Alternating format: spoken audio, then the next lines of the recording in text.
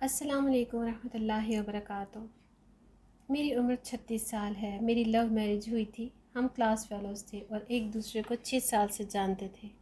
ہم بہترین دوست تھے۔ دوران تعلیم ہی ہم نے فیصلہ کر لیا تھا کہ میرے شوہر کی جاب میں سیٹل ہونے کے بعد گھر والوں کی رضامندی سے ہم شادی کر لیں گے۔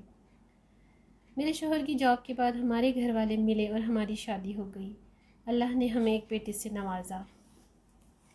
مجھے کالج کے زمانے سے ہی اندازہ تھا کہ میرے شوہر مزاج کے تیز ہیں۔ انہیں غصہ جلدی آتا ہے، لیکن ساتھ رہنے پر اندازہ ہوا کہ جب بھی انہیں غصہ آتا ہے ہمارا ہمیشہ جھگڑا ہوتا ہے۔ مجھے ہمیشہ یہ فیل ہوتا تھا کہ وہ مجھے کنٹرول کرنے کی کوشش کرتے ہیں۔ جب بھی جھگڑا زیادہ ہوتا میں اپنے بچے کو لے کر میکے چلی جاتی۔ میرے میکے والے مجھے سہارا دیتے، تسلیاں دیتے کہ اس نے تمہیں کیا لاوارث سمجھ رکھا ہے۔ میری بہنیں فون پہ میرے شوہر کو بے نقد سناتی۔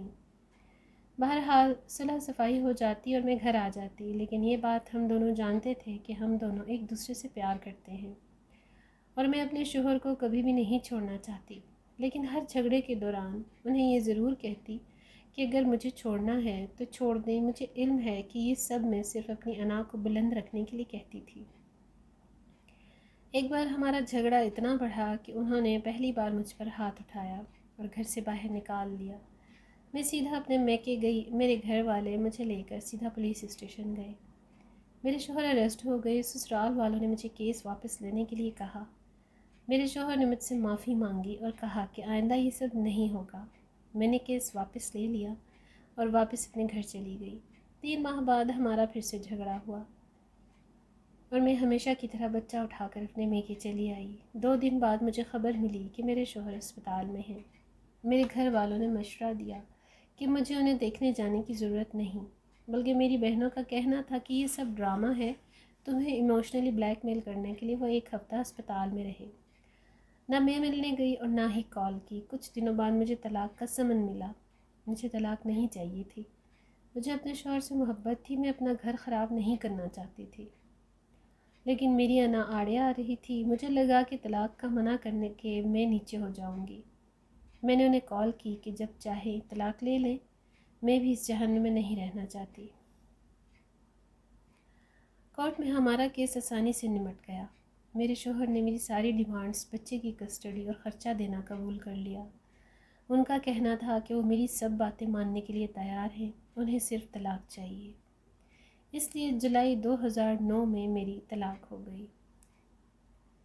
میرے شوہر نے کچھ عرصے بعد دوسری شادی کر لی۔